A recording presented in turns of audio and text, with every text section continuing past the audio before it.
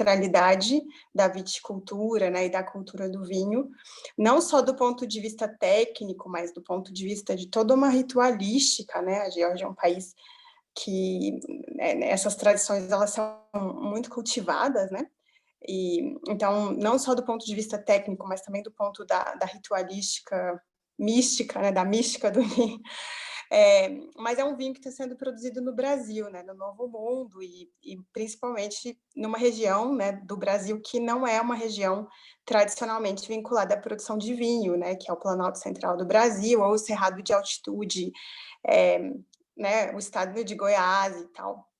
Então, muitos desafios, né, são colocados aí, né? O Brasil é um país que tem condições climáticas muito diferentes, né? A Geórgia é um país que tem muitas uvas autóctones, então a gente começou a fazer teste, né, para ver como que essas uvas se comportariam, seguindo esse método, né, de feitura de vinho. Então, o que vocês têm na garrafa hoje, ele é um vinho que foi produzido como resultado da ação da natureza mesmo. O que nós fizemos apenas foi controlar as condições de temperatura, de acondicionamento e de asepsia. E nesse método georgiano, né, você faz tanto a fermentação malolática, tanto a fermentação alcoólica quanto a fermentação malolática, ela é feita em contato com os sólidos da uva, né, os raquis, as sementes, a casca. Então, ele é um vinho que tem taninos muito particulares, mas que ao mesmo tempo são balanceados, né? Ele não é um vinho estandartizado, então ele é um vinho que de fato é produto né, da ação da natureza, da ação espontânea da natureza, assim, né, que é o princípio mais basilar da vinificação, me parece, né? Então, o que a gente faz é só ajudar a natureza a fazer bem esse trabalho, né, controlando os fatores externos, né, digamos assim. Então, talvez isso é o que se chama de um método de intervenção mínima, né? No processo de vinificação, você pode tomar várias decisões, né? Isso é um processo assim até difícil, né? Você pode tomar várias decisões e mudar várias coisas, né? Mas existem princípios que são basilares, digamos assim, né? Então, o fato de não utilizar sulfito é uma decisão que se toma, mas não é uma lei, né, imutável. Eu acho que o professor falou muito bem, né? É importante que né, é importante você ter um bom vinho, é importante que você consiga manter bem o seu vinho, né? Então, todos esses são fatores que acabam, né, pesando e, enfim, no processo de decisão técnica, né? E, na verdade, eu também estou aprendendo, né? Porque o Gotti é o responsável, né, ele me passou essa receita, né? Me presenteou com essa receita, e a gente começou a testar isso aqui.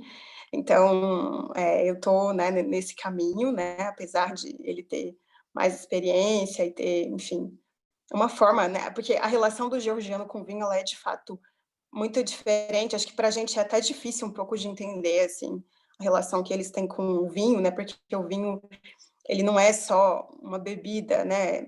O vinho, ele é parte da identidade e dos próprios processos de resistência, né? Que a Geórgia, ao longo de muitos ciclos, né? Muitos séculos, milênios, né? Durante a Geórgia é um país que passou por muitas guerras, né? Que passou por muitos embargos, por muitas restrições, por épocas de domínio e de florescer, assim. Então, o vinho sempre foi um elemento, assim como a religiosidade, né? Então, tanto é que na Geórgia, né, as casas de produção de vinho, elas se chamam Marani, a vinícola deles lá seria uma Marani, e durante a ocupação russa, quando eles não podiam exercer a sua religião com liberdade, né, as pessoas iam orar, iam fazer suas preces, iam, enfim, exercer a sua espiritualidade dentro das Maranes, né, dentro das vinícolas. E até hoje, na Geórgia, né, as pessoas ainda se casam nas vinícolas, é uma tradição. É muito interessante, assim, então a relação que eles têm com o vinho é muito visceral, e existem muitas, muitas, muitas regras, né, vinculadas à mesa, a cultura da comensalidade, né, da mesa, da sociabilidade, do sentar-se à mesa, e muitas regras vinculadas ao beber vinho. São muitas, muitas regras. Eles chamam isso de supra. É muita coisa, assim, eu ainda estou me apropriando de tudo, né. Mas é isso, assim, eh, acho que você me perguntou mais sobre essa questão da fermentação, eu acho que eu respondi, né, como é que é fermentar. E eu não sei, se quiserem perguntar mais, acho que eu tentei dar um resumo, assim, explicativo, mais ou menos, do que é o Lorena, projeto, do que está fazendo. as uvas também são de Formosa? É lá mesmo onde está o teu Não, terreno ou vem de outra região? não, eu não estou produzindo as uvas aqui ainda, né, porque a Sim, agricultura é um outro universo. sim, mas daí as Vinificação, uvas são da onde? De qual as terroir? uvas as uvas vieram do Vale do São Francisco, de pequenos produtores, inclusive uma vinícola chamada Mandacaru, uma vinícola, lá da região do Vale do São Francisco, de Campina Grande, não, tem Petrolina e Campo Grande, Campina, ai, como é o nome da cidade lá perto? É ali da região, do Vale do São Francisco, de uma vinícola chamada Mandacaru, foi eles que me mandaram. Essa Syrah que vocês estão bebendo, né? Ô, Lorena, para elaborar um vinho assim, natural, como você falou, né, você tem que ter esse controle sanitário, controle de temperatura. Quer dizer, é um trabalho bem meticuloso, né? É, É, e aparentemente não dá para ser em grande volume, né? Tem que ser um volume menor para poder controlar isso tudo. olha, de fato, para você produzir um vinho com essa qualidade, né, com essas características, né, realmente é mais difícil você fazer em grande escala. Ele é um vinho de fato feito à mão, né, muito artesanal. Mas claro que com a ajuda de tecnologia você consegue ampliar, assim, um pouco a escala, né. Mas eu não acho que é um vinho para produção de massa, não. Não acho que esse tipo de vinho é vinho para produção de massa, porque realmente ele tem características muito particulares, né. Tanto é, assim, que até, né, vocês estão bebendo, assim, o nosso primeiro resultado, assim, na verdade, o primeiro resultado que a gente compartilhou, porque esse projeto, na verdade, ele já tem 2 anos, né, que ele está sendo pensado. Nesse meio tempo, eu fui para a Itália, fiquei lá um tempo, voltei, uma loucura, assim, mas o que vocês estão bebendo hoje é o primeiro produto do que a gente compartilhou, né, do que a gente abriu do processo, assim. Mas é uma coisa que realmente é híbrida, e está em caráter de experimentação. E, assim, na verdade, na Geórgia, a massiva maioria dos vinhos é bebido jovem, assim, muito jovem. Essa ideia do tempo, né, da evolução do vinho, ela, digamos que ela é percebida de uma forma um pouco diferente, assim, por lá, né, pelo que eu entendi. Lorena, primeiro eu queria dizer que vocês estão de parabéns, porque se vocês estão começando com esse vinho e depois vocês fizerem vinhos melhores, vai ser sensacional, assim, que esse vinho está muito bom já. Mas depois a gente fala um pouco sobre o vinho, deixa a gente fazer a pergunta antes, pode ser? Obrigada, Demóstenes. Eu estou curiosíssimo com várias coisas. Uma que é o fato de essas uvas terem vindo do Vale de São Francisco até aqui, a nossa região, como que foi esse transporte? Porque a uva é um produto, depois de colhido, super, super frágil, né? Ela tem que ficar resfriada, enfim. Então, essa é uma pergunta. A outra vocês, eu vi lá o vídeo, né, que vocês têm as ânforas, né, que são produzidas por vocês e enterradas lá para fazer todo esse processo. E aí, depois que ele sai, que são feitas as duas fermentações, tem trasfega, não tem trasfega, ele fica lá até ir para a garrafa, tem passagem por madeira, não tem? Esses detalhes, se você pudesse contar um pouco para a gente. Claro. Uma das coisas né, esse vinho tem, e talvez a gente que está acostumado com um certo paladar, né, até bastante europeizado, eu estou falando da Europa mais central, né, do vinho, a gente está acostumado a tomar vinho com muita intervenção da madeira e de vários outros processos, né, que você pode chamar de estandartização ou enfim, a vinificação, que é conhecida como a vinificação paradigmática, né, que é a que domina, né, no universo hoje, na massiva maioria dos vinhos, né. Então, assim, esse é um dos princípios, né, que esse vinho carrega também, é o princípio da neutralidade. Então, a gente utilizou, na maior parte do tempo, vasilhas que eram neutras, que não transferiam nada para o vinho, né, para preservar ao máximo as características do terroir e da cepa,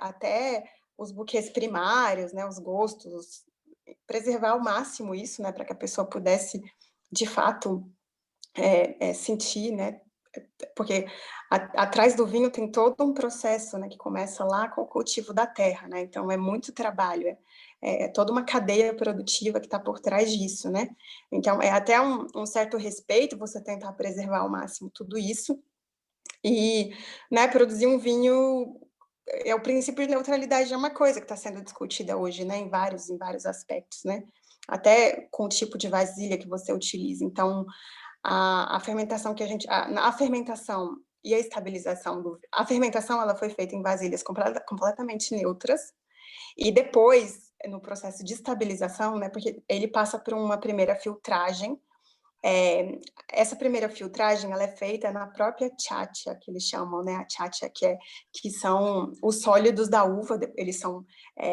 comprimidos, e aquilo vira uma capa de filtragem, né? Então, você filtra nos próprios sólidos, ele vai te dar um líquido, né, com sedimentos, né, ainda assim, e depois você vai fazendo tem outras técnicas, né, de filtragem, que a gente não utilizou nenhum tipo de filtragem muito agressiva, a gente utilizou técnicas mais, como é que eu vou dizer, mais naturais, né, de filtração, a própria decantação, né, e aí nesse processo depois que você faz essa primeira filtragem, você tem que deixar o vinho por um certo tempo, né, para ele fazer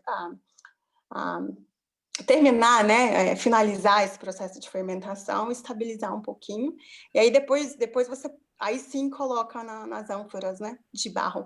Mas as ânforas de barro, elas são seladas com cera de abelha, então, na verdade, pelo que eu pude perceber, né, e pelo que o conhecimento que já foi acumulado sobre isso, essas ânforas, elas não impactam tanto o sabor do vinho, assim, né? Porque elas têm um processo de selagem que, na verdade, suaviza bastante a interferência, né? Que o material vai ter sobre o líquido. Então, a ânfora de barro, eu acho que ela foi muito utilizada, né? Desde tempos muito remotos.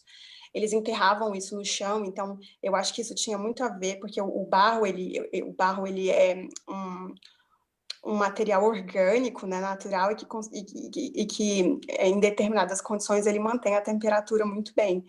Então, mantém uma temperatura estável, né, dentro da ânfora. Isso é muito importante para que o vinho consiga finalizar seu processo, né, evolutivo, para chegar no estado de vinho, né? Porque antes disso, assim, aí tem vários processos, assim, logo no começo da fermentação, todo vinho fica parecendo um pouco espumante, assim. Eles chamam de machara, né? E você tem que ir provando e tal. Então, você tem, é muita coisa, assim, são vários processos, né? Então, a estabilização em ânfora, eu acho que ela tem muito a ver com você colocar aquele líquido num ambiente propício para que ele, né, finalize seu processo naturalmente. Aquilo também é lacrado, né? Você tem que colocar numa condição de vácuo. É lacrado também.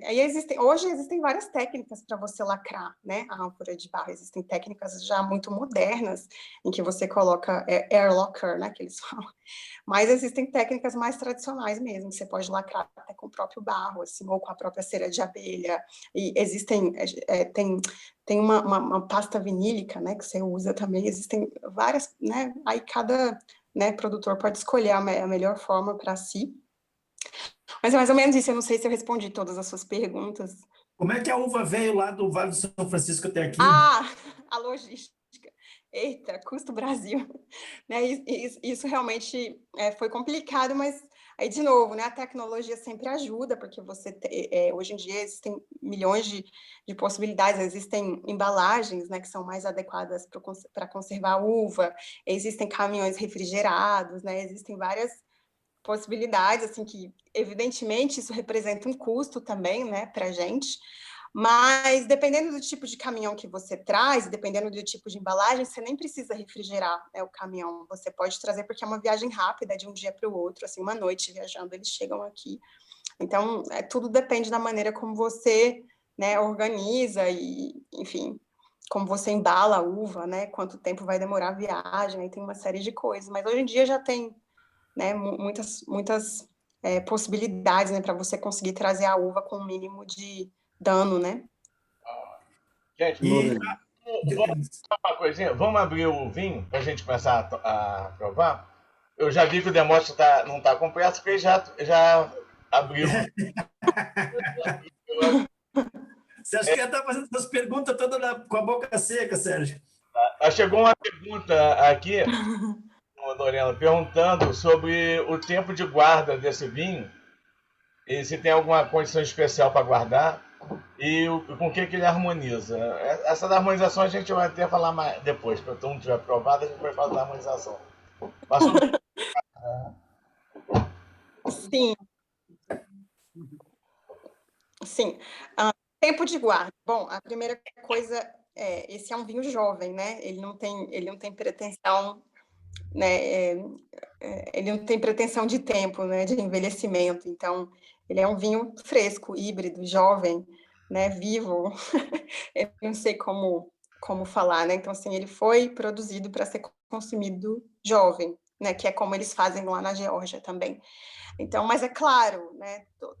Você pode. Esse vinho, ele é um vinho que aguenta um pouco o tempo, porque ele é alcoólico, ele é tânico, ele tem pigmentação, é um vinho, né? Ele é um vinho mais estruturado, tanto é que ele é um vinho que tem mais peso e que você pode comer com comidas mais pesadas, né? Ele é um vinho que combina muito bem com carnes em geral. Ele vai muito bem carne vermelha, né? A carne de cordeiro.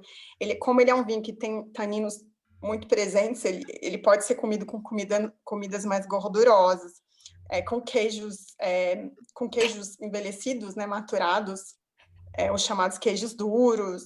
E até você pode até fazer uma combinação, né, de queijos, frutas e salumeria. Enfim, tem várias possibilidades, né? Pastas, dependendo do tipo de molho, né, que você está utilizando. Eu acho que carnes vermelhas com molho agridoce vão muito bem com esse vinho, né? Assim, eu até sinto, sei lá, notas de chocolate, de tabaco, de pimenta verde.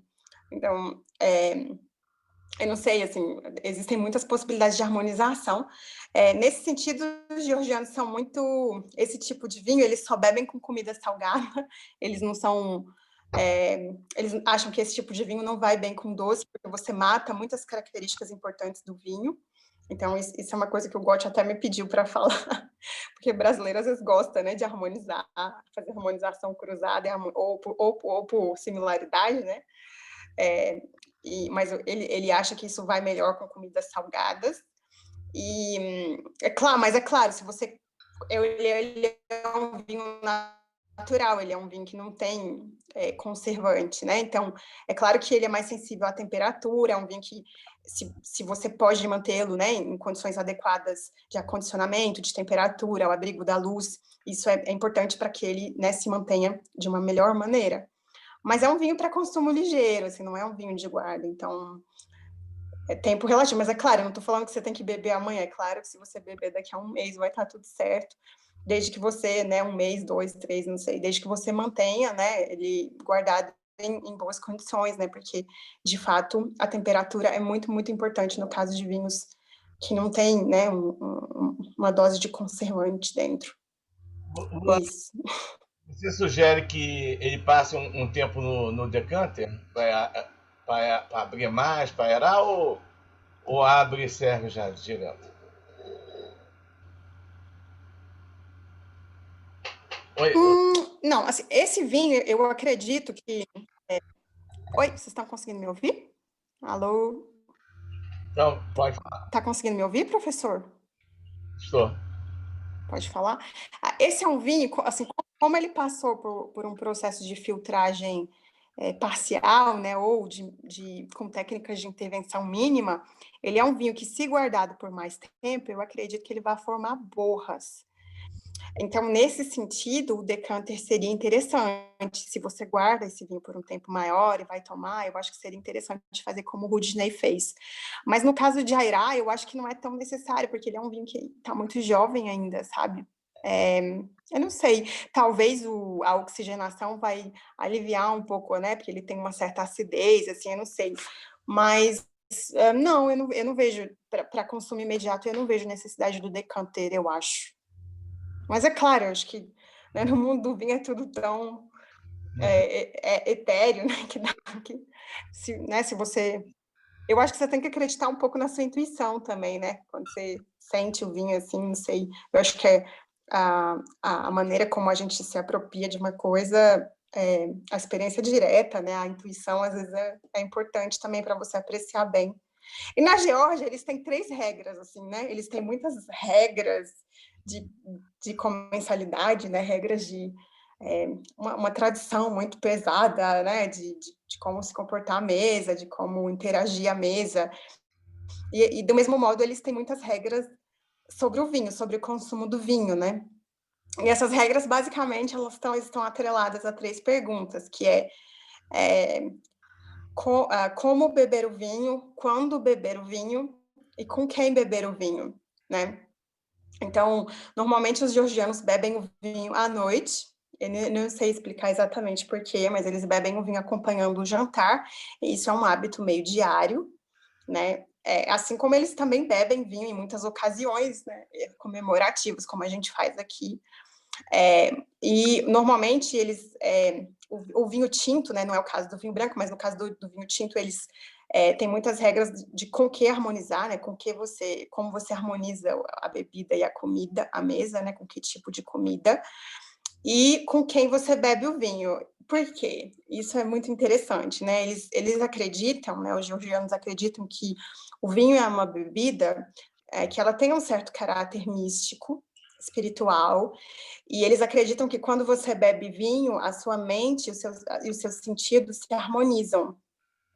E normalmente, quando isso acontece, né, quando você bebe o vinho, a sua mente se abre, porque a sua mente e os seus sentidos se harmonizaram, então você vai ficar mais propenso a se abrir para o outro, né, para a sociabilidade, para o outro. Então você deve ter muito cuidado com quem você bebe vinho, porque provavelmente você vai se abrir para essa pessoa, né, você vai interagir com ela dimensão. Eles acreditam nisso. Eu achei bem interessante essa teoria, né? Com quem você bebe o vinho. Isso é parte das regras da ritualística do vinho, né? Bacana, gostei. Moreno. Faz todo sentido, né, Lorena? Faz todo sentido. Que diz que em Vini Veritas, você tem que prestar atenção para quem que você vai contar seus segredos, né? Exatamente. Moreno. Exatamente. É por isso, eu já notei que eu acho que muita gente inconscientemente sabe disso, assim, porque eu já notei que às vezes as pessoas evitam beber em determinados ambientes, né? O vinho, assim. Eu acho que de alguma forma pode ser meio intuitivo mesmo. Mas quando eles me... No trabalho é melhor não beber, não. Depois você fala a verdade pro seu chefe. Definitivamente. Definitivamente. Lorena, completando a pergunta do Demóstenes, só que indo um pouco mais atrás, já que você falou que tem todas essas ritualísticas na produção desse vinho, vocês influenciam alguma coisa na produção da uva ou vocês compram a uva como qualquer outro que chega lá, não, eu quero tantos quilos de uva e a uva que ele tiver lá, a uva que ele for produzir, ele vai vender para você. Ou ele vai produzir de uma certa forma, você vai já antes, olha, a próxima safra que você for fazer, eu queria que você fizesse assim, assim, observando isso, aquilo, porque eu quero assim. Enfim, se vocês interferem lá atrás para trás, né? É uma boa pergunta, é Milovan, não é? Então, não, eu acho que isso é uma coisa possível de ser feita, né? Você coordenar os processos, né? Você conseguir ter mais consciência do tipo de uva que você está utilizando, né? Ou você pode chamar isso de controle. Eu acho que isso é possível, mas é uma coisa que, né? Até pelo fato de ser um projeto jovem, ser um projeto que, né? Ele ainda está se consubstanciando, né?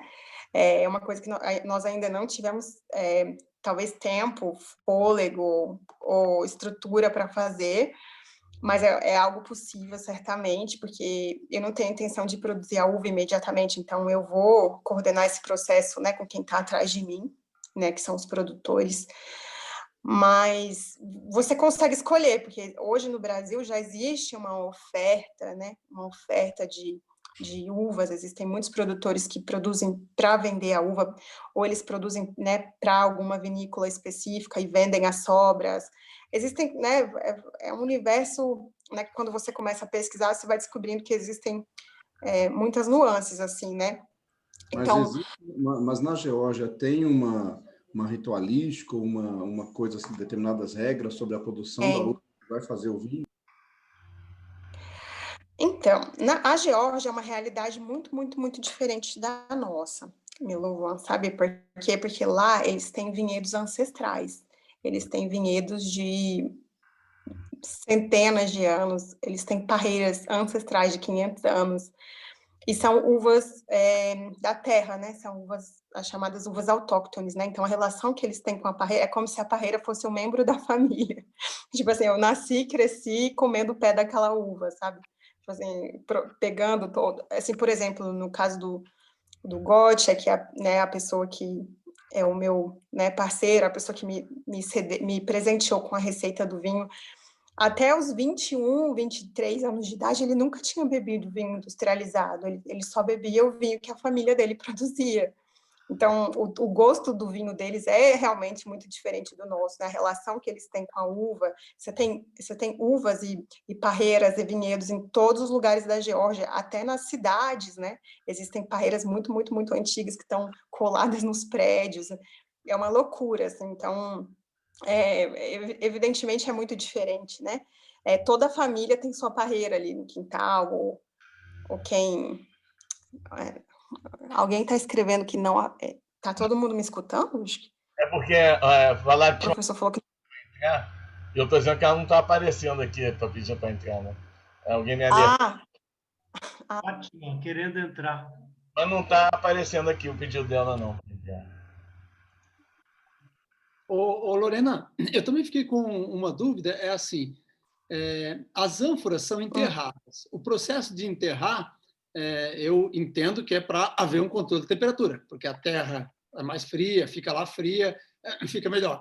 Mas eu fiquei com uma dúvida, porque eu fui nas bodegas Ré, lá no Chile, e eles também usam ânforas de barro, mas usam ânforas de barro só para fazer a fermentação, mas eles nem enterram, elas são semi-enterradas, são colocadas numa sala e eles resfriam elas com água, com mangueirada de água gelada, fria, etc., para ajudar ao controle de temperatura, porque durante o processo de fermentação fica muito quente.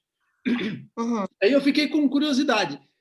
As de vocês são enterradas. Elas são enterradas todas? Ela fica completamente abaixo da terra? Ou fica metade ou parte de fora? E se vocês têm que fazer alguma coisa adicional para resfriar? Ou se só esse enterrar já deixa a ânfora preparada para deixar o vinho fermentar na temperatura adequada? Bem, aqui no Planalto Central é necessário fazer algo a mais, porque as temperaturas aqui são... Né, eu acho que a temperatura é um grande desafio aqui, um dos grandes desafios. Sim, elas são enterradas, completamente enterradas até a boca, fica só a boquinha assim, de fora. E, sim, a sala é refrigerada, sim. Beleza. Por que vocês escolheram a uva Syrah? Algum motivo? Bom, na Geórgia tem essa uva Saperavi, né, que é a uva das cartas de amor, a uva que ela é pigmentada por dentro também, né, que as mulheres utilizavam no passado, né, para escrever cartas de amor, de tão forte que é o pigmento da Saperavi, né, a uva símbolo da Geórgia. Então, eu acho que foi uma decisão técnica, assim, né, considerando as características da Syrah, que talvez ela pudesse se aproximar um pouco mais das características da Saperavi, mas, assim, há muita controvérsia. É um desafio muito grande, porque, assim, também a gente não quer reproduzir exatamente o vinho da Geórgia, né? O projeto, ele também tem uma coisa de ser... Porque também é um projeto que nasce a partir de um encontro, né, da Geórgia e do Brasil. Então, o lado brasileiro também existe, né? mesmo que muito jovem, mas existe. Então, eu não sei, a gente, como eu te falei, né? A gente está experimentando, e a ideia era que a gente pudesse produzir um vinho com a pigmentação, com a intensidade, né? Que lembrasse um pouco o que, né, fosse nessa linha da uva Saperavi, por isso a Syrah. E aqui na etiqueta tem um moscato e uma opção de um blend, né? De um corte aí de moscato com Syrah. Já tem uma... Quando vai sair o... Então, a gente fez um pequeno lote de blend, mas ele já acabou. E a gente fez isso. Ficou um vinho, misturei o vinho laranja, né, com o Syrah para fazer um vinho de médio corpo, assim, né? Também foi uma experimentação, foi uma coisa muito pequena que a gente fez assim na época. E agora, enfim, a ideia é que na próxima oportunidade a gente vai apresentar para vocês o vinho laranja. Que você não está preso à safra, né? Você pode fazer outro vinho agora, dependendo de onde você pegar essa uva. Agora, daqui a pouco, vai ter a safra lá do sul. Depois tem... no segundo semestre tem um período mais da safra aqui de Goiás, tem a safra de Minas, né? Que tem uma diferença de um mês quase, né? Então você pode fazer mais de uma produção anual, né? Sim, sim. No Brasil é possível. Isso é um benefício nosso. A Moscato vocês pegaram também lá do Vale de São Francisco? Eles produzem bastante Moscato lá. Produzem muita Moscato. Aí, no caso da Moscato, a gente pegou direto com o produtor. Não foi da vinícola, não. A gente pegou direto com o produtor. Mas a Moscato é uma uva bem difícil, assim. É a minha impressão, né? Ela é uma uva que ela tem mais dificuldade de atingir o grau Brix, né? O grau de açúcar. Ela é uma uva que ela tem muita polpa, né? Isso é um desafio, assim, porque essa polpa ela tem muita proteína, mas ela também você tem que ter muito cuidado, porque ela pode facilitar, né, a proliferação de micro-organismos no vinho, ela dificulta o processo de filtragem, tem uma série de coisas. Então, eu achei que a Moscato, ela não é uma uva tão fácil de trabalhar para o tipo de vinho que a gente está produzindo, sabe? Eu nunca vi laranja. Eu nunca vi vinho laranja com Moscato mesmo, né? Então, a gente está experimentando, assim, mas produzir um vinho muito perfumado, né? A memória que eu tenho, né, desse vinho, assim, que é muito perfumado. A Moscato deu pro vinho laranja um perfume, assim, e um laranja, não é um laranja tão forte, um laranja mais suave também. Que essa cor alaranjada, na verdade, ela acontece, não sei se você sabe o termo correto, porque você deixa o vinho em contato com os sólidos por um período maior de tempo, né? Então, na verdade, é a parte tânica da uva que vai puxar essa coloração, né? A parte tânica do cacho, né? Do cacho inteiro. Ô, Lorena. Da uva. Agora chegou a de escutar um pouco. Vamos comentar sobre o vinho, pessoal. Ok. Análise aí gustativa, olfativa. Então, a primeira coisa que eu queria comentar com vocês é um Syrah, né? Outra coisa que, segundo a ficha aqui, a etiqueta, ele tem 13 graus alcoólicos, né? O que vocês acharam do aspecto visual dele? Nós temos algumas... como é que fala, pessoal? Alguns grupos aqui que assim, tem a turma do tanino, tem a turma que não é muito fã de tanino. Tem gente que fala que vinho sem tanino não é vinho, praticamente exagero, né, Rogério? Mas vamos começar a fazer uma avaliação do vinho, pessoal? Então, a cor dele é bem intensa, como era de esperar, porque ela tem pelo tempo de permanência com a casca, né? Tem uma extração longa, e porque durante todo esse tempo que ela permanece com as cascas, fermentando, vai estar extraindo, né? Está extraindo tanino, cor, os polifenóis todos. Então, a gente vê que o vinho tem na cor dele, ele demonstra essa extração bem prolongada, tem uma intensidade de cor longa, mas ao mesmo tempo a bordinha dele, que é bem pequenininha, porque ele tem a cor muito intensa, mas a bordinha dele é muito viva, né? Bem, quase um cor de rosa, que demonstra que o vinho é bem jovem. Então a cor tá bem de acordo com o que é o vinho, né? Quando a gente sabe qual é o vinho, qual idade ele tem e tal, é bem mais fácil, né? Mas a cor tá de acordo, né? É um púrpura, né? Um púrpura bastante intenso e opaco, que também tem a ver com o processo de mínima intervenção, de não fazer uma filtragem excessiva. Né? Então, você percebe que, se olhar bem contra a luz, você vai ver ainda algum resíduozinho, algum sedimento. Ele não é translúcido, justamente porque guarda as características menos intervencionistas. Né?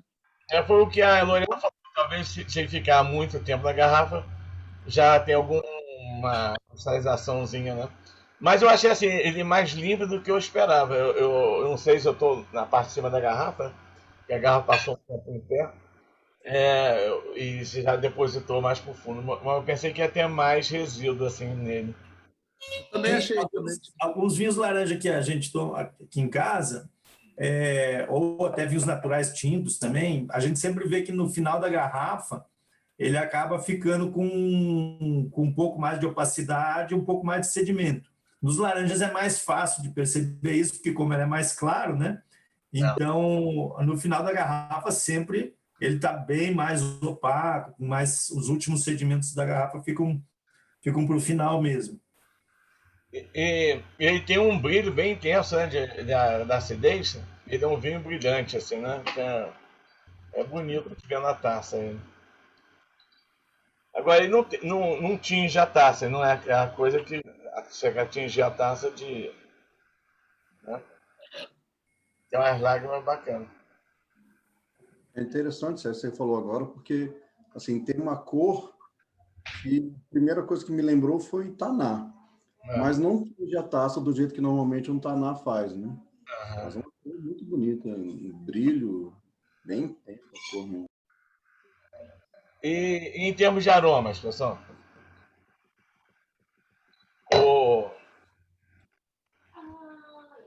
Pois é, a primeira coisa que eu notei é que eu não notei aquela tipicidade da Syrah, aquela pimenta tão forte.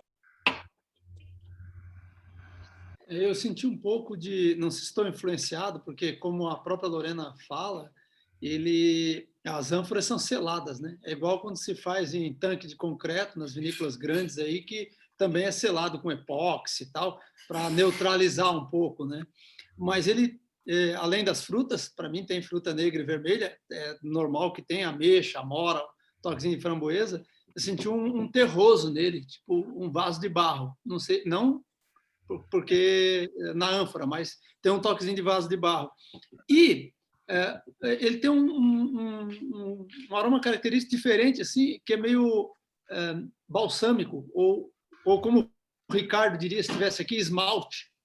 Ele teve uma puxada. No meu, que ficou 12 horas, pelo menos, decantando, ele ficou assim. E outra coisa que eu servi ele um pouco mais fresco. E agora que ele ficou um pouco mais de tempo na taça, que ganhou temperatura, ficou um pouco mais aquecido, para mim, ele é melhor mais fresco. Eu tomaria esse vinho sempre mais fresco, mesmo 14 a 16 graus no máximo. Tá? Mas de aroma ficou aí, nisso daí. Agora, eu esperava, assim, não esperava, né? Eu tinha receio, vamos dizer assim, que ele tivesse mais aqueles aromas, assim, de vinho, alguns vinhos naturais, né? Que vai para uma coisa mais pro brete, assim, né? Que parece que tem uma coisa mais de couro. Até o pessoal brinca muito que uma das características de alguns vinhos naturais é o tal do um sabor que fica só no retrogosto. Não é brincadeira, é de verdade. É um sabor que fica no retrogosto que eles chamam de sabor de rato. Não sei se alguém já experimentou rato para saber se o sabor de rato. mas é chamado, é um sabor que a gente não percebe no aroma e não percebe na boca, só percebe no retrogosto. E dizem que 1/3 da população mundial não sente por motivo genético. Então é um negócio assim. E como tudo no vinho, a gente fala assim, tem sabor frutado.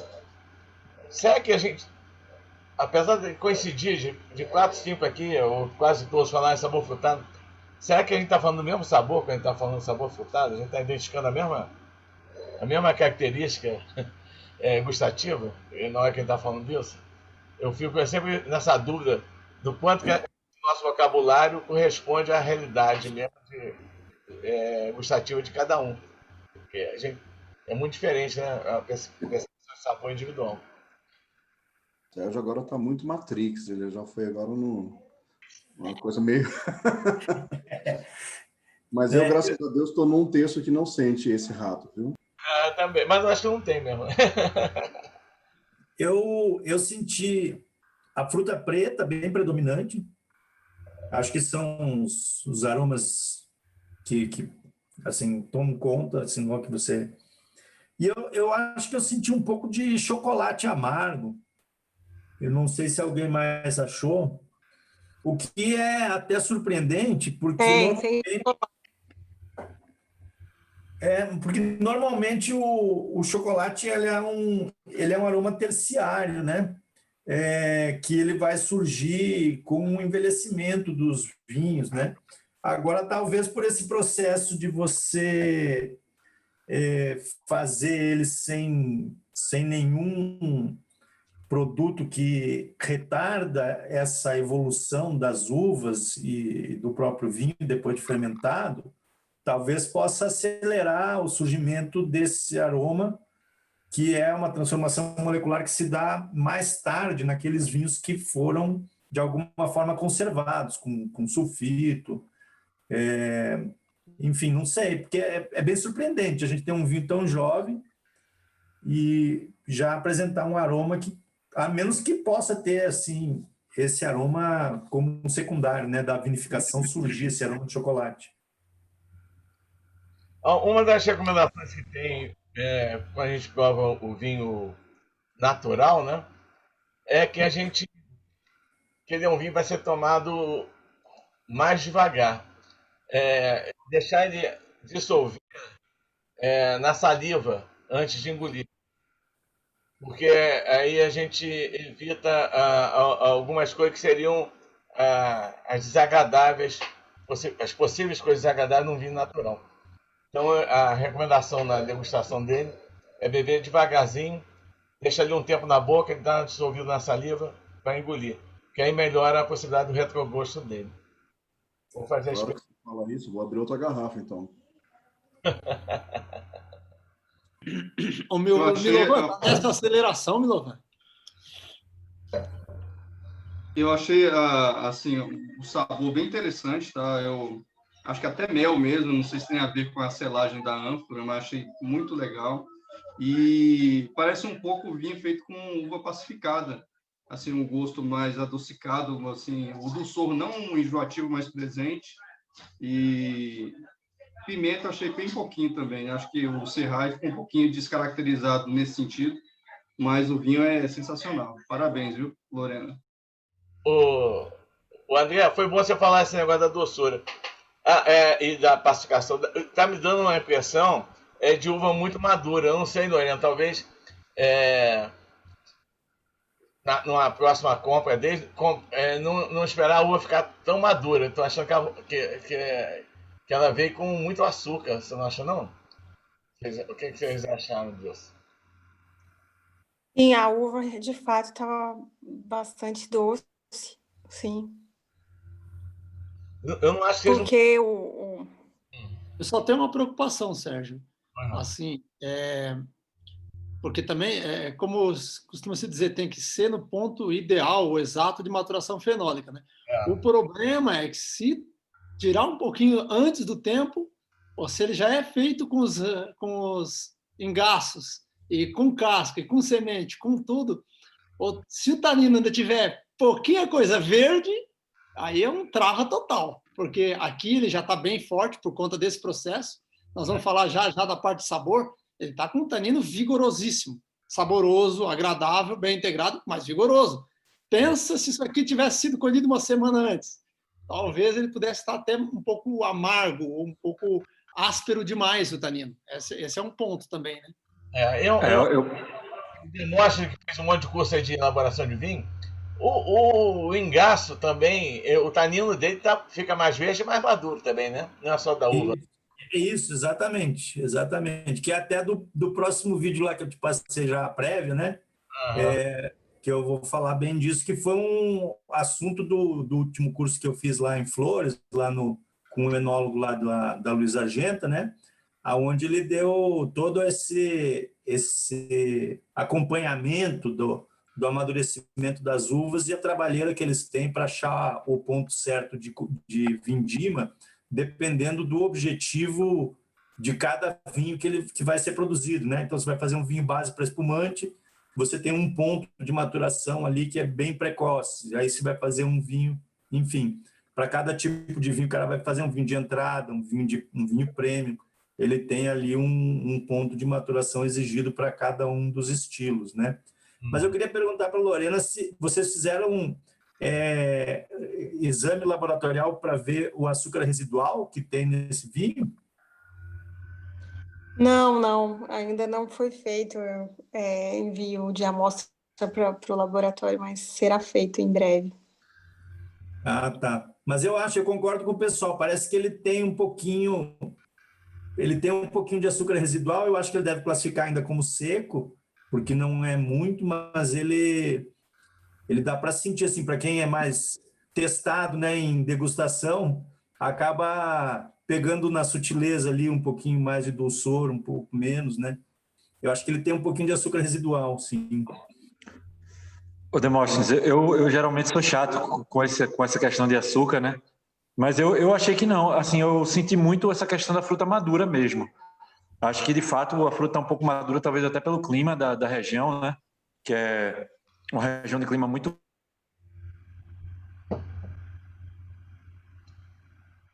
aí o apacimento, não sei nem como é que... Sabor de passa mesmo. Apacimento, né? Eu acho que talvez vá por aí, assim, essa doçura dessa maturação, ou talvez um pouco de sobrematuração da uva no pé, mas eu até que acho que foi bem fermentado.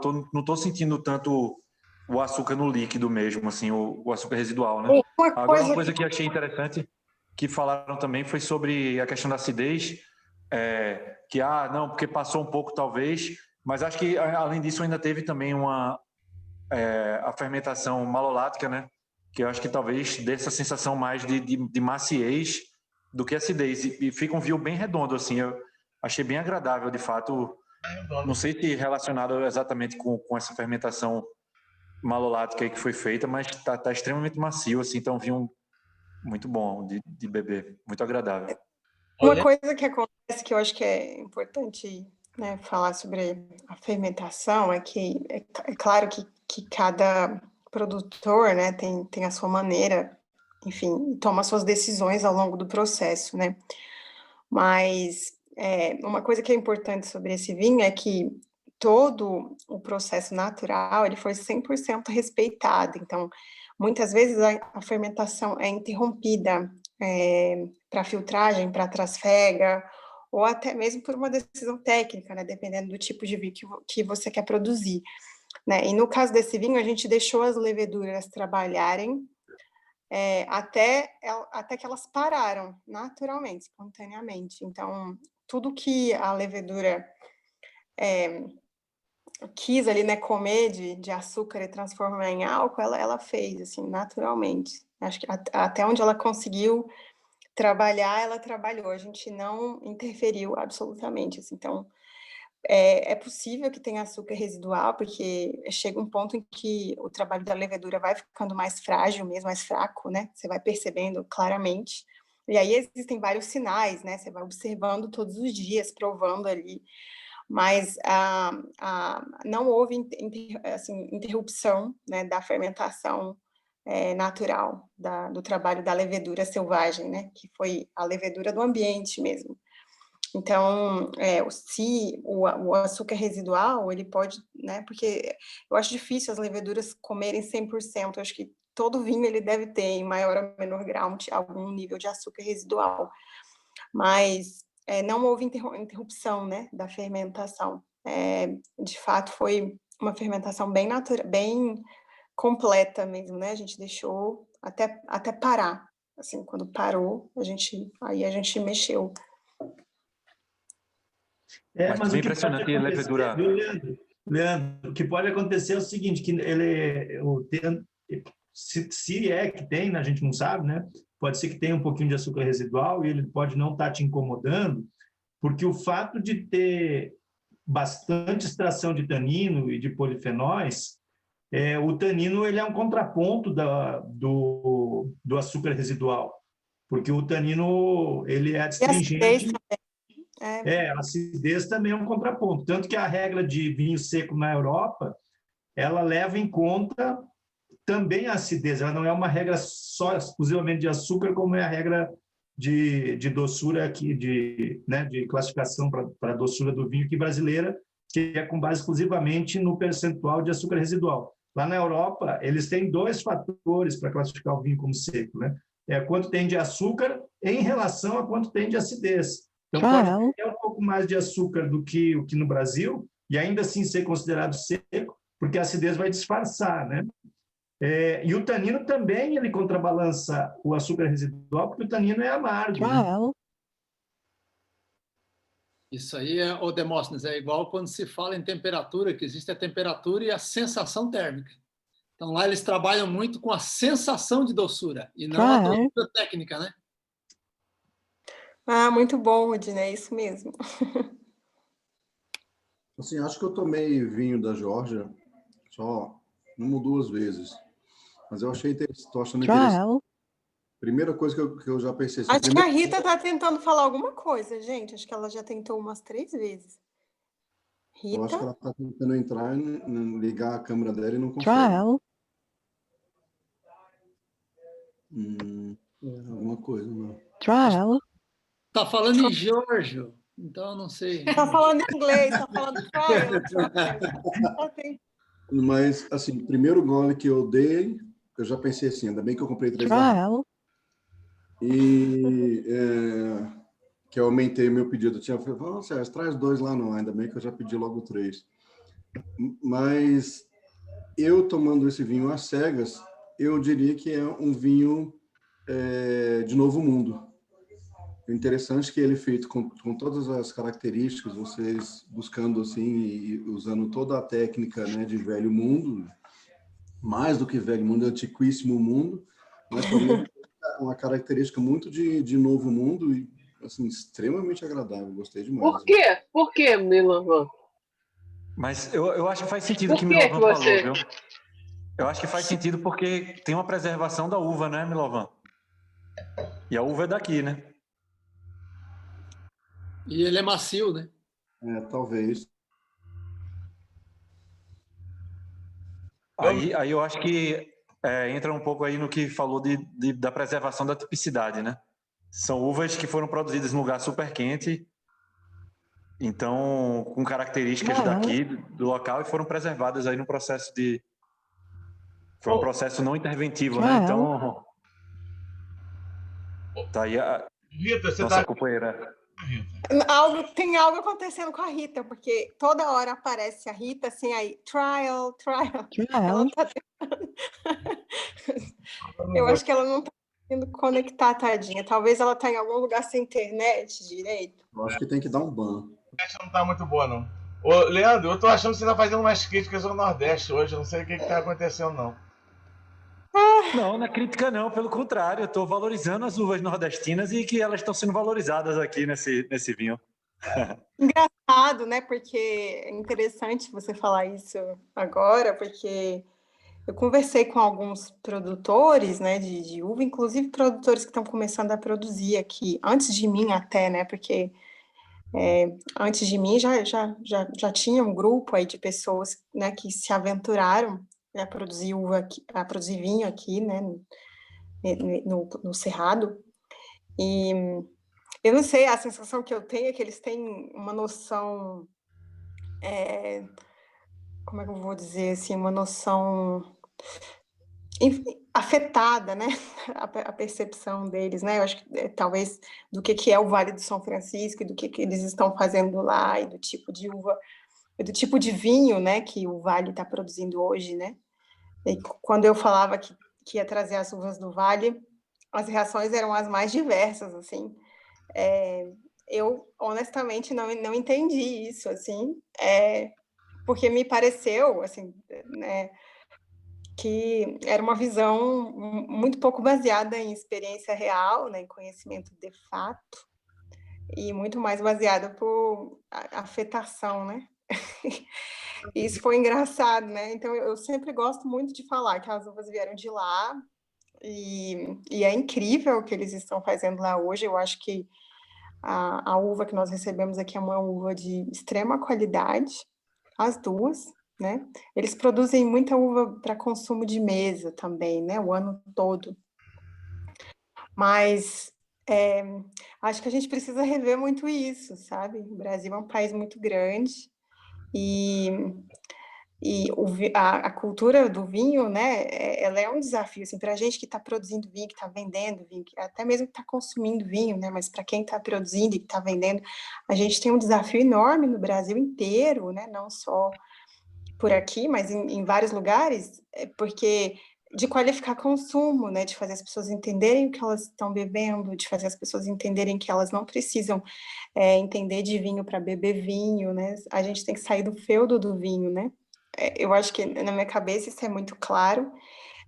A relação que o brasileiro tem com o vinho, ela está muito atrelada a uma condição social, e isso para mim é um desafio, sabe? Eu quero fazer as pessoas entenderem que não, que o vinho é uma bebida ancestral, que o vinho é uma bebida que pode ser incorporada como alimento, né? Como alimento para a vida, para a sociabilidade, para a alma, e que o Brasil tem um potencial enorme, sabe? Tanto do ponto de vista de os desafios eles passam, assim, tanto do ponto de vista do consumo per capita, que ainda é muito baixo, né? Como de uma série de entendimento sobre o que é o vinho e como beber o vinho e o que a bebida representa socialmente falando, né? E aí a cachaça também traz muito esse estigma, né? O estigma social, né? Por que as bebidas ficam tão estigmatizadas aqui no nosso país, né? O que acontece, por que é assim, né? Então isso é uma coisa assim que sempre me intriga muito. Então quando eu começo a fazer, porque o vinho é uma coisa que te apaixona, né? Assim, acho que tocam. E esse processo de fazer vinho, para mim, ele foi muito transcendental, assim, tipo, foi muito místico, né? Muitas coisas aconteceram nesse processo, né? É um processo que te modifica muito. E o meu próprio paladar, né? O meu paladar para vinho, ele foi muito alterado, né? Depois que eu comecei a produzir esse vinho nesse estilo, desse tipo, né? E que eu fui começando a entender uma série de outras coisas, assim. Enfim, desculpa, acho que eu estou falando demais. Não, mas, Lorena, no começo aí o Sérgio fez uma brincadeira sobre... Tem gente que gosta mais disso, daquilo e tal. Daí, quando ele falou de taninos, ele até mencionou meu nome, né?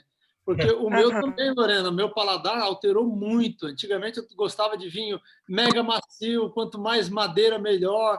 Eu acho que eu era daquele cara que não sabia que as uvas eram supermaturadas, mas provavelmente era o vinho que eu mais gostava. E aí foi indo com o tempo, eles se tornaram enjoativos para mim. E aí, cada vez mais eu fui gostando de vinhos mais vigorosos, com taninos um pouco mais firmes e com acidez um pouco mais alta. Eu alterei bastante. Eu acho que assim a gente vai mesmo navegando, vai tendo experiências diferentes e vai conhecendo outras alternativas. Outra coisa que eu tomava muito pouco também era vinho jovem, vinho feito sem qualquer madeira. Esses vinhos realmente são produzidos já engarrafados para vender. E hoje esse preconceito também tirei. Eu já tomei vinhos maravilhosos que são da fruta. E às vezes, não tem aquele toque da madeira, parecia que não era vinho. E tem gente que diz o contrário, se tiver madeira, tem madeira. Se for só vinho, é só vinho. Se tiver só fruta, é mais natural. Então, acho que a gente vai mudando mesmo. O bom eu acho que o Sérgio também foi muito feliz quando ele disse o seguinte, ó, tem que ser bom o vinho. Aí não importa se o método é natural ou biodinâmico, passou por madeira, não passou por madeira, mas eu vou tomar e vou comprar de novo, se ele foi agradável ao paladar, se ele me trouxe prazer. Exatamente. Ninguém vai beber vinho, né? Desagradável. características de sabor, a gente não falou muito dos sabores.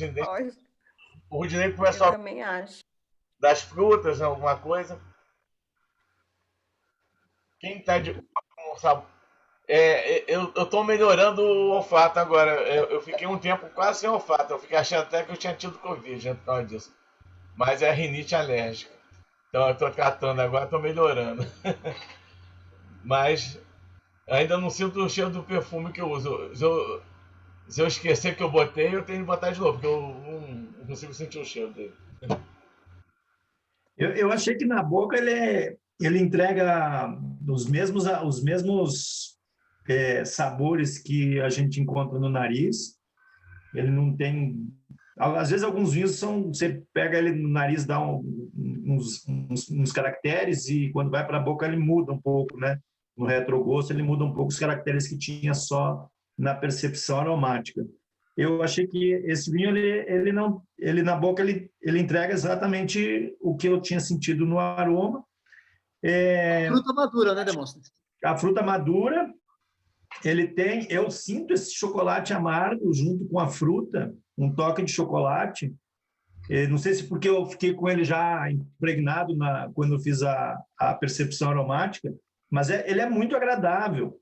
E aí ele tem um tanino que equilibra essa característica de ter uma fruta já compotada, quase uma geleia de fruta, uma fruta preta, mas bem madura, bem compotada, quase compotada, como uma geleia. Mas aí esse tanino ele dá um equilíbrio bom para o vinho, porque ele contrabalança e não deixa ele ficar enjoativo. Eu não consegui sentir muita acidez. Mas ele não tem carência de acidez. Ele é um vinho que está bem interessante na boca, ele parece gastronômico.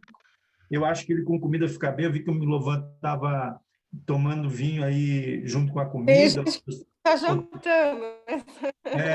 E eu acho que ele deve ser bem gastronômico pelo todo esse corpo. Ele tem um corpo muito interessante. Ele toma conta bem, preenche bem a boca. E apesar dessa quantidade intensa de tanino, ele é aveludado, ele é macio. Vinho muito, muito interessante. Então, você está de parabéns aí já que é o início de produção, você ter um vinho dessa qualidade é bem surpreendente, positivamente surpreendente. Não acreditasse quando eu comprei.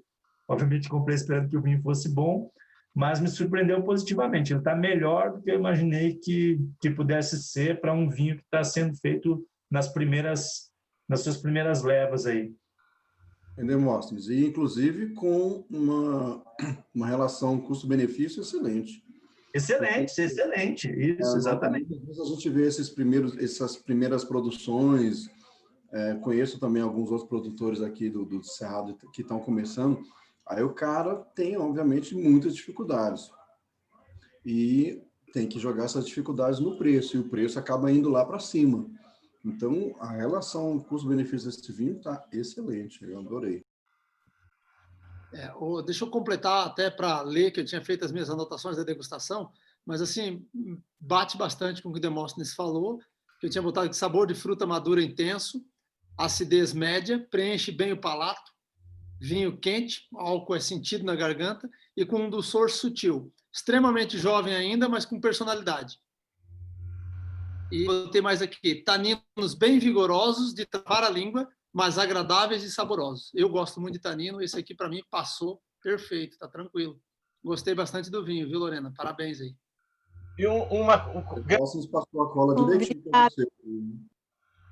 Uma coisa que eu achei nesse vinho que eu acho que ele tem, como a Lorena falou, ele tem um casamento aí, né? Um namoro, uma parceria, Brasil e Geórgia. Ele não tá.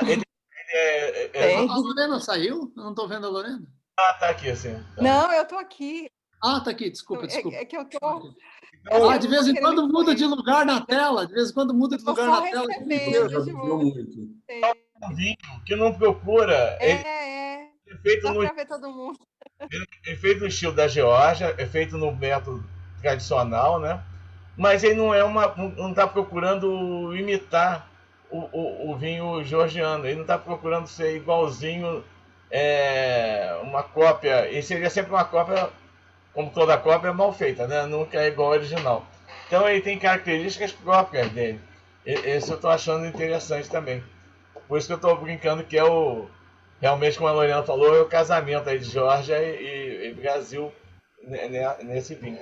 Então eu achei muito interessante isso, ele ter características próprias.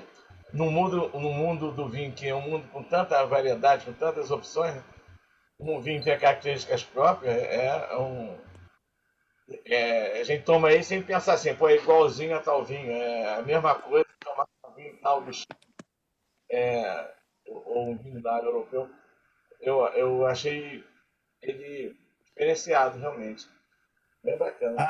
A Fátima botou no grupo aqui, que ela não conseguiu entrar, né, na live, mas ela botou no grupo aqui, adorei o vinho, harmonizou 100% com queijo blue. Ah, sim. Deve ficar bom mesmo. Não, mas ela está aqui no... A própria Lorena falou, ele tem uma tendência a harmonizar com comidas salgadas, né? Queijo mais salgado. Hoje nós tomamos ele aqui com uma pizza calabresa. Excelente. Calabresa bem salgada, ele ficou ótimo. Espetacular.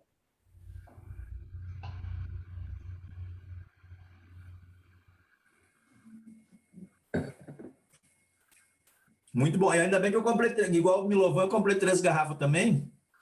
Então, ainda tem mais 2. Quando eu quiser mostrar uma coisa diferente para alguns amigos aí, eu tenho as garrafas aqui, vou mostrar com muito orgulho, porque é um vinho realmente muito bom.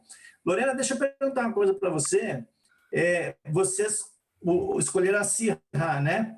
E aí, até por uma questão de logística, a gente tem aqui, por uma coincidência, aqui no Cerrado, uma produção de Syrah de altíssima qualidade, que a gente tem o exemplo ali de Cocalzinho, da Vinícola Pirineus, mas ele é só um exemplo para mostrar que o terroir e o clima daqui encaixam bem para uma produção de Syrah. Claro que a produção dele, ele não vai vender uva, porque ele não dá conta das pessoas que querem comprar o vinho dele, mas agora a gente tem esse grupo de 10 famílias, empresários aí, que estão fazendo a Vinícola Brasília, né?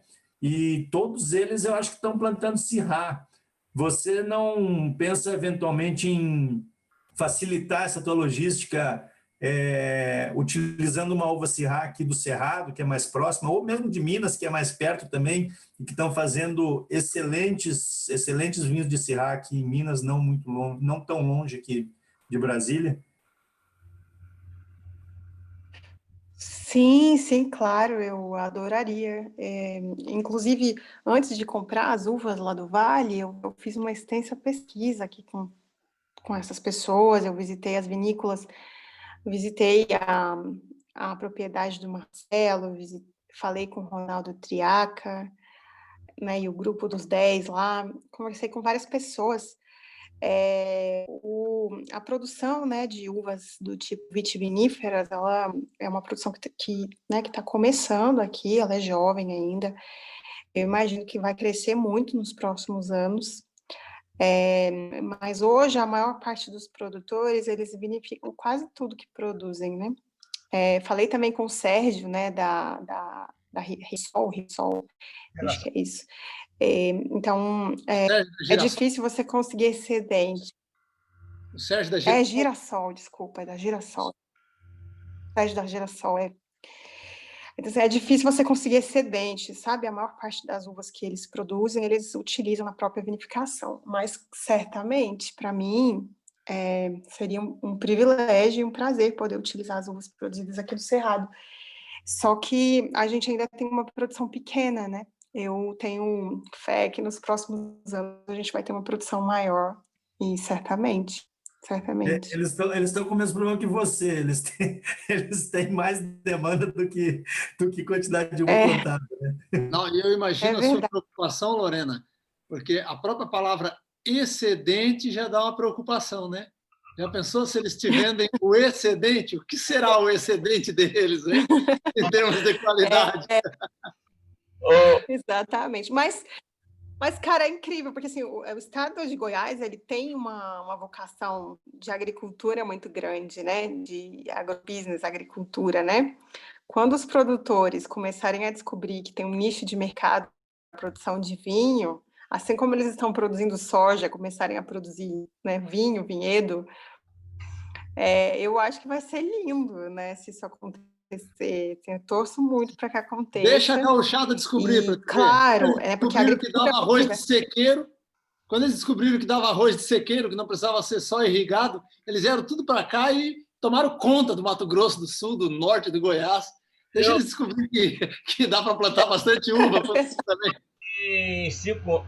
Em 5 anos, nós vamos Exatamente. uma grande transformação aqui nessa área toda em relação a vinho. Porque tem muita gente mais plantando já videiros. Já tem uns 2, 3 anos que eu conversei com um técnico agrícola, ele já me deu uma relação enorme de gente que estava plantando uva, uva vinífera, né? Então eu imagino que isso aí só tenha aumentado de lá para cá. Tem um cara lá pertinho de Pirinópolis que já estava com vários testes de várias uvas para começar a fazer vinho também.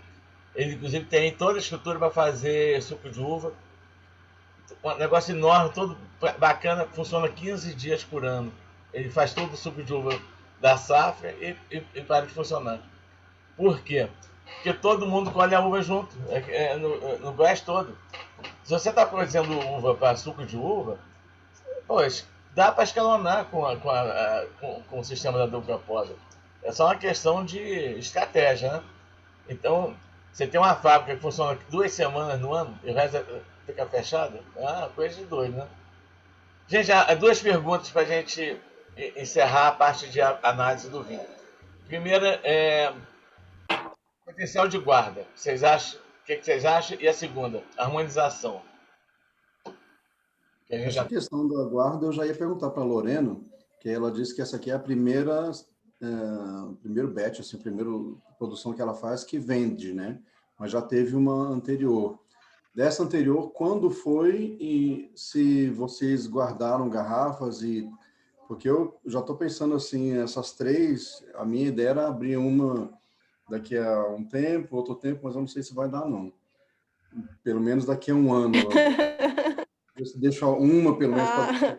Olha, não, eu acho que se você manter, né, ele não tem conservante, então, aquilo que eu falei, né, é muito importante você manter em boas condições de temperatura, né, é um vinho muito sensível à temperatura, porque, assim, a questão do vinho sem conservante é que ele tem um potencial, né, de ser afetado por micro-organismos, porque é um organismo vivo, né? O vinho, ele continua evoluindo, ele está sujeito à ação de agentes vivos, né? Então, para que você mantenha o seu vinho, como ele não tem conservante, o mais importante é você contrariar as condições em que os micro-organismos podem se desenvolver, que é, basicamente, asepsia, temperatura e manter o vinho na posição horizontal, não abrir o lacre, esse tipo de coisa, né? O cuidado que se tem no manter, né? No acondicionar o vinho. Mas sim, eu acho que dá para você guardar dentro de determinadas eu acho, Lorena, condições por um certo tempo, né? Se atendo é importante ter em mente que ele é um... Oi, Lorena, você está comentando e se atendo bastante à questão do conservante, né? Com o receio de que o vinho venha estragar. Mas, assim, do ponto de vista de estrutura, pela acidez que ele apresentou e pelo tanino que ele tem que durar pelo menos 3 anos, com a mesma qualidade, fácil, na minha avaliação. Dura fácil. Agora, é muito bom ter, né? Dura fácil se eu deixar na minha adega. Mas se eu botar lá atrás de casa, num lugar que vai pegar 26, 28 graus no verão, talvez eu tenha uma decepção. Então, é bom esse alerta, mas eu acho que ele tem estrutura para pelo menos 3 anos, sim. É até a própria doçura residual que a gente está identificando. Não, sim, eu concordo com você, mas a minha... Oi, falhou aí, Lorena. Está travando, está falhando um pouco a conexão da Lorena. Travou, Lorena?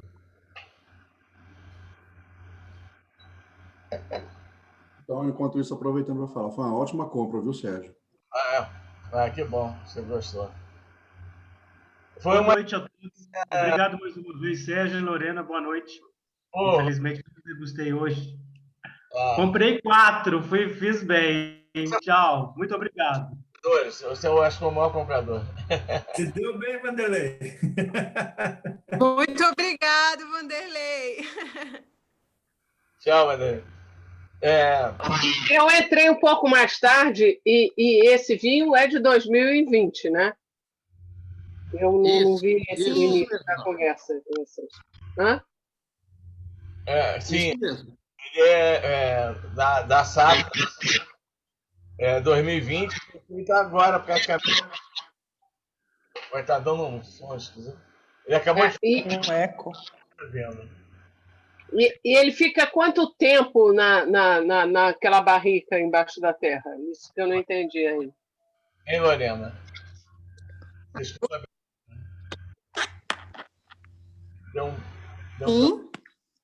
Quanto tempo que o vinho fica na ânfora? Parece que a conexão tá... Tá falhando a sua conexão. Como é que é? Repete para mim, por favor. Quanto tempo fica na barriga, embaixo da terra? Quanto tempo fica? Porque eu entrei um pouco mais tarde, não sei se vocês falaram sobre isso já. Não. Bom, o tempo que fica na barrica vai variar muito dependendo do tipo de estrutura de vinho que você tem, né? O grau alcoólico, o tipo de vinho que você quer produzir, né? Mas no caso desse vinho, né, não foi um tempo muito longo, foram, né, acho que 3 meses.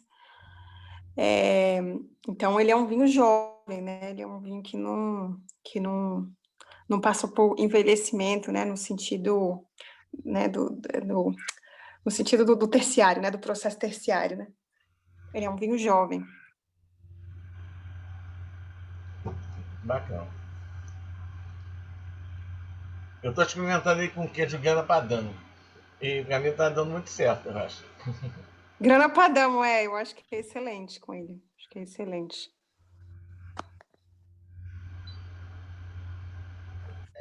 Muito bom. O Vanderlei saiu, né? Ele já saiu. Acho que... Ele não estava bebendo hoje, mas ele perguntou se podia participar. Fizeram 2 perguntas aqui no chat. Aqui no chat. Qual é a temperatura em que ele deve ser guardado? Bem, como regra técnica, né, o vinho deve ser guardado numa temperatura entre 16 e 20 graus, né? Aí, se tiver um resfriador, é o ideal, né? Não é resfriador o nome, é um climatizador, né? É o ideal. Se você não tiver, você pode deixar na geladeira mesmo. Ou deixar num lugar fresco, assim, bem fresco, com a temperatura mais amena, né? Na sombra. Mas acima de 20 graus é perigoso, eu acho. Certo, concordo. Gente, vocês estão vendo por que a Lorena é uma aluna daquele tipo padrão inesquecível, né? Uma menina super bem preparada, inteligentíssima. E agora é uma boa amiga, né? Porque ela produz vinho. Só falta ter lanche. Vai melhorar a amizade. Vamos providenciar a lanche. Mas é muito bacana. Você está de parabéns. Eu fico sempre impressionado com essa coragem de quem se lança para produzir vinho. Porque não é uma coisa fácil, né? É demorado. Normalmente o retorno demora também para ter um retorno legal. E eu acho que eu posso falar no nome aqui da nossa turma aqui, que a gente vai querer experimentar sempre as safras que você produzir e os tipos de vinho que você produzir também. E não é só aquele negócio, vamos colaborar, vamos ajudar. Ajudar, colaborar, a gente faz da primeira vez, né? Da segunda já não aparece ninguém. Eu realmente do vinho, né? Então eu tô mais... Ô, Lorena, eu sou ruim de outras línguas aí, mas o nome do vinho significa laranja? Lorandi, Lorandi, sim, é uma referência, né, ao Orange Wine, e também aos nomes, né, a gente fez uma brincadeira, assim, né, tem o L de Lorena, né, a ideia do Orange Wine, sim, ficou meio puxado para o inglês, mas acho que isso também tem a ver com o fato, né, assim, o Gotcha não falar muito bem o português e ser mais conhecido como Orange Wine, eu não sei. Esse nome... letra no alfabeto. No alfabeto lá da Geórgia, essas letras aqui. Esse é o L e o G em georgiano, no alfabeto georgiano, que também é um alfabeto único, né? É um alfabeto que é tombado, né, como patrimônio da humanidade pela Unesco. É um alfabeto muito interessante. Eu quis colocar porque as pessoas no Brasil não conhecem muito também, né? É uma forma de ampliar esse conhecimento. Lorena, não sei se você usa ou é usuária do Vivino, mas o seu vinho não estava no Vivino, né? Com certeza não estava, né? Não. Mas já está agora, tá? Porque eu cadastrei ele, tá? Que lindo! Obrigada. E o produtor eu botei Lorena Ferraz em Gotcha, Winemakers. Eu não sei se é bom colocar o nome do Gotcha, mas ele gosta de... Se alguém for pesquisar, vai encontrar lá. Se quiser fazer a análise, eu vou colocar a minha avaliação lá e ele já vai ter o registro da avaliação também. Tudo bem. Obrigada, Rudinei. Muito obrigada. Bom. Rudinei bom, gente. Sabe o que é o negócio lá no Vivino? Ele é dos top do Vivino. Organizadíssimo. O Rudinei é super. Eu não sei o que o Rudinei é o... Ele tomou 10 anos atrás, ele vai lá... O Joaquim Salim, ele também comprou o vinho. O nosso colega... Jorge Joaquim? Sim, o Jorge Joaquim Salim, nosso colega que tá na ABS, hoje está na diretoria da ABS. Tá lá. Ele comprou, ele me pediu 2 garrafas, eu entreguei para ele. Acho que ele viu no grupo, o professor Sérgio compartilhou.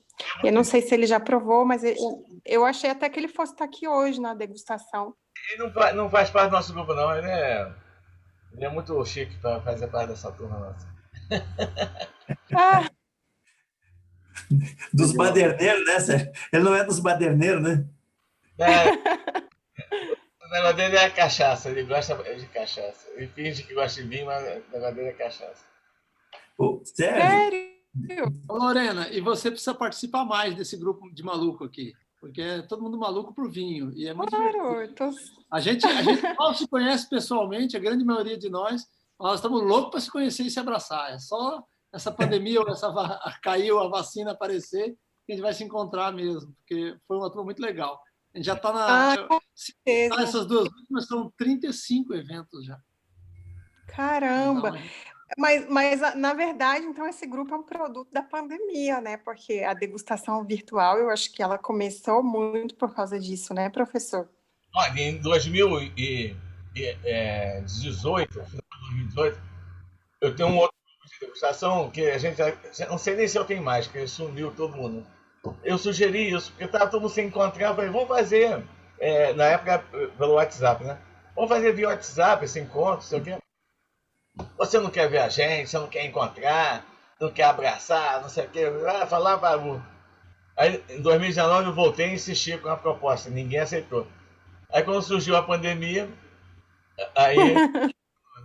muita confusão, né? Até essa brincadeira nossa aqui já deu uma confusão. Brigaram por causa... Eu e o Tony, lá do qual é o nome da loja dele? Doc Vinhos. Gente, Doc. Uma pessoa brigando defendendo o Tony e outra me defendendo. O Tony me ligou. Você viu que estão brigando por nossa causa? Você está zangado comigo? Eu falei, eu não. Então, a confusão, a gente teve que esclarecer um com o outro. Aí, o que eu fiz? Eu convidei para participar de uma degustação aqui. Ele acabou não podendo participar, mas eu mandei o vinho para ele. E depois ele me convidou para participar de uma que ele faz. para poder mostrar para todo mundo que a gente estava bem, que não tinha problema nenhum com o outro. Mas tudo dá confusão, dá problema. Se a gente desistir das coisas por causa disso, não faz nada, né? Então, passando por cima. Ô, Rudinei, mostra aí o decanter, por favor. Rudinei. Rudinei, cadê o decanter? Já tá vazio. Já o Rudinei. Mostra aí o decanter. Ele quer mostrar porque o decanter tá vazio. Ele pediu para eu mostrar porque ele viu que eu zerei ele agora aqui.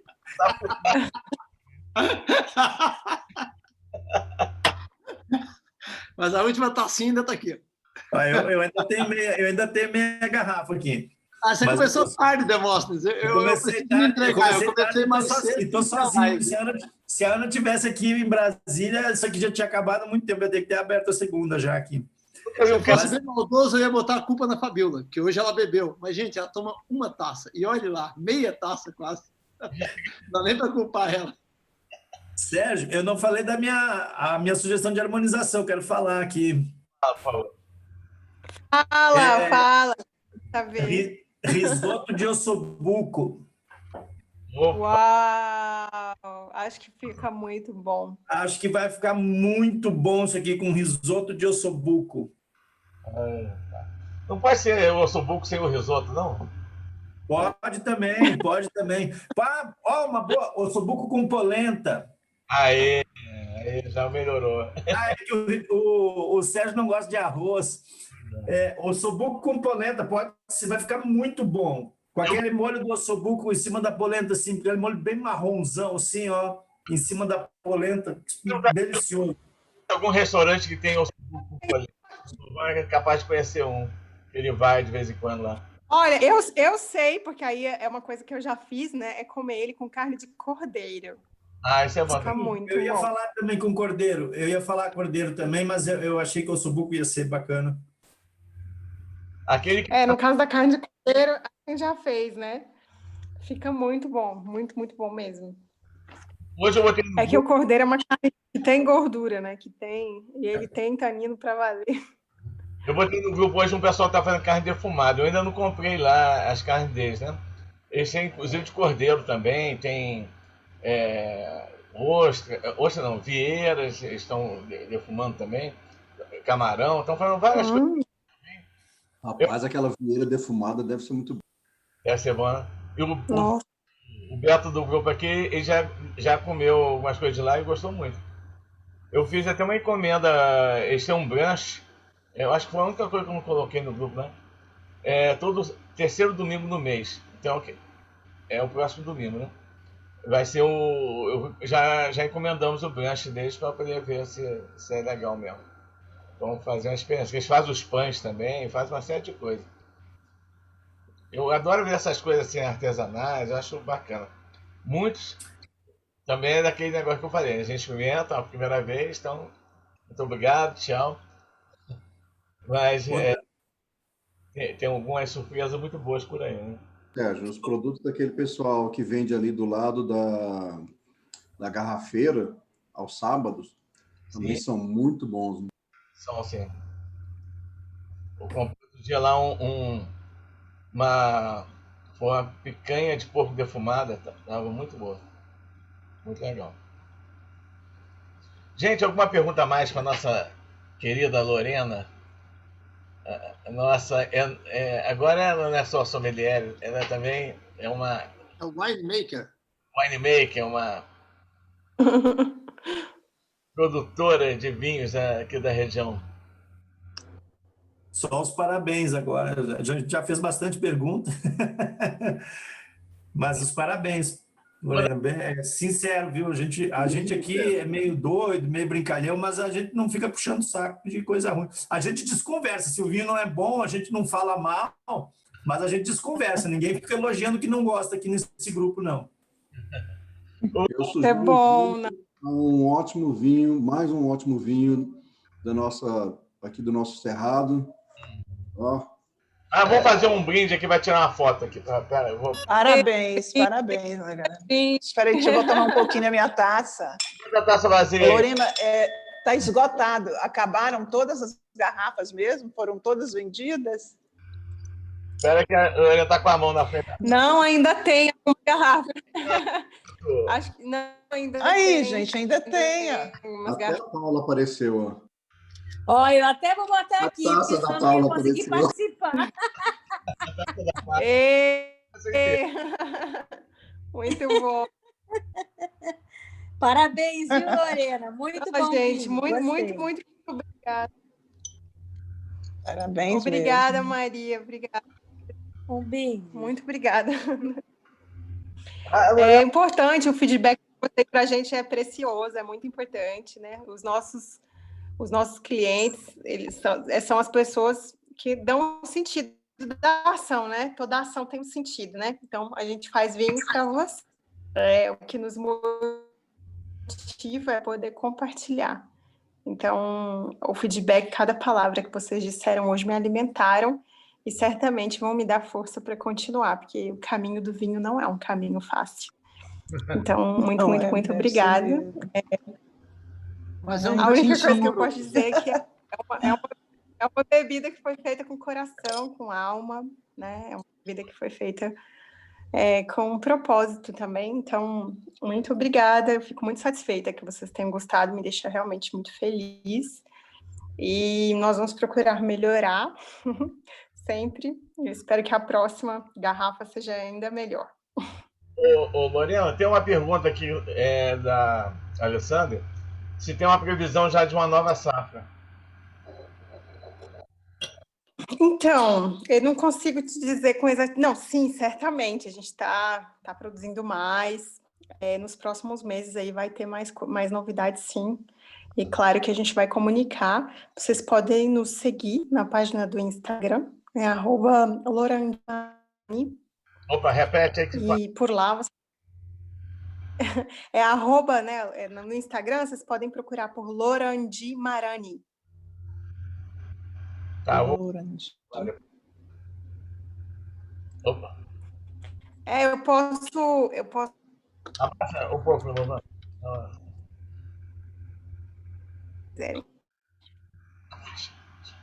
Deixa eu ver aqui, deixa eu colocar aqui no chat. Aí, se vocês quiserem, vocês podem seguir, porque daí a gente vai colocar informações por lá. E estamos sim. Vou escrever aqui, peraí. Só um minutinho. Tô tentando. É porque meu. Tá no rótulo da garrafa. Alô? Nesse selinho que vejo aqui atrás. Parece que a internet deu uma falhada agora. Já está aqui, ó. Já está no rótulo, realmente. Naquela etiqueta que veio. Não, e eu ainda... Tem ali, né? Estou aqui na chácara. A internet daqui nem é das melhores. Esse é o... tá no rótulo. Tá aí, mas eu mandei no... Eu mandei para o André? Não, eu quero mandar para todo mundo. Eu mandei só para o André Rezende. Peraí, aconteceu algum problema, peraí. O André manda para todo mundo aí. O Sérgio mandou para todo mundo. Esse vinho, para definir uma palavra, ele é peculiar, tá? Eu acho que você tem que manter a característica dele, porque ele é diferente de todos que a gente já tomou de Syrah. Parabéns. É peculiar para o lado positivo, né, André? Peculiar com as melhores intenções. Muito obrigada, gente. Que felicidade. Eu estava com tanto medo de vocês não gostarem. Que bom, muito feliz, de verdade. Gente, então, 10 horas em ponto. Nós somos muito organizados, pontuais. Então, você vai operar amanhã? Mais uma vez o médico transferiu, você acredita? Eu falei, você tem que dar um recado para mim para esse médico. Eu vou aceitar essa transferência, porque senão vou ter que fazer tudo quanto é exame de novo, porque eu procurando outro médico, né? Mas é a última vez que eu aceito uma transferência de data. Se mudar o horário combinado, eu desisto, eu vou embora e vou atrás de outro médico. Terceira vez que o cara muda o dia da operação. É muito descaso, né? É um descaso. Eu tenho certeza absoluta. Quem vai viajar de novo, né? Porque na outra vez também ia viajar. Eu tenho certeza absoluta que é negócio de plano de saúde. Apareceu alguém lá para pagar sem plano de saúde, pagar à vista, aí ele me botou para escanteio. Mas tudo bem. Vou aceitar mais uma vez, né? Sou um pobre usuário de plano de saúde, não vou pagar coisa nenhuma para ele, né? Assim, diretamente. Então vamos. Gente, ó, adorei, foi muito bom estar com vocês. Bem. Lorena, muito obrigado. Você está de parabéns, muito sucesso. Você tem várias safras, vários vinhos diferentes aí para oferecer, que você consiga colocar nesse mercado aí. Que é difícil, né? O mercado de vinho, né? Tantas opções que tem. Mas eu acho que você tem de continuar, porque para primeiro vinho. Parabéns mesmo. Muito bom. Eu gostei muito do que o André falou, tipo assim, continuar e, dentro do possível, dentro dos planos de vocês, claro, mantendo a característica do vinho. Porque, além dele ser bom, ele tem essa característica de ser um pouquinho diferente de outros, né? Então, é ótimo, ele tem uma personalidade. Ele tem uma personalidade. Então, continuar, você disse, claro, melhorando, a gente sempre tenta melhorar, né? A gente sempre tenta, cada dia quer ser um dia melhor do que o outro. Mas mantendo a característica, porque é muito bom. O André bateu esse martelo aí perfeito. Gratidão a todos vocês. Uma excelente noite a todos. Seguimos. Nos vemos muitas vezes em breve. Tchau, gente. Tchau, gente. Boa noite. Tchau. Um abraço em todos aí. Tchau. Muito obrigada, Lorena. Parabéns. Agora só fica os bagaceiros. Não, hoje tem Libertadores, né? Hoje tem que assistir lá o Palmeiras. Está perdendo por 1-0, hein? Já começou tomando um susto. Já está 1-0 pro River. Você viu? Deu uma... Tchau, gente. São as novidades. O Palmeiras está na semifinal, não sei o quê. Aquela foi ótima, Demóstenes. Foi ótima. Pessoal, deixa eu só mostrar uma coisa para vocês aqui. Essa semana eu tomei esse vinho aqui, ó. A pessoa Vocês podem me situar. Ainda bem que ela está aqui. Ó, Paulo, eu sei que você está aqui me ouvindo. A pessoa põe no grupo, vocês podem me situar. Eu falei, depende do que ela quer saber. Ela queria saber das garrafinhas de vinho que estavam lá na casa dela. Mas eu não aguentei. Eu acho que alguém mais pensou, só que não teve coragem de colocar no grupo. Perdi essa. Perdeu o Fala, Rudinei. Não, foi ótimo. A Paula falou assim, estou chegando de viagem, me atualizem. Ele, o Biden ganhou a eleição, a Covid ainda está alta, o Santos e o Palmeiras estão na semifinal da Libertadores. E tem uma degustação hoje à noite. O Alabama foi campeão ontem. Mas deixa eu falar uma coisa para vocês. Ontem, eu tomei um vinho que eu já conhecia uma safra, mas fazia muito tempo que tinha tomado.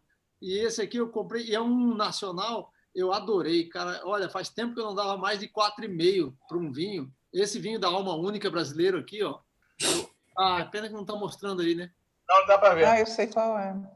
Esse 4 castas. Cara, eu lembrei até uma vez do Milovan falando. Milovan, tá abrindo uma caixa de charuto. É a mesma coisa.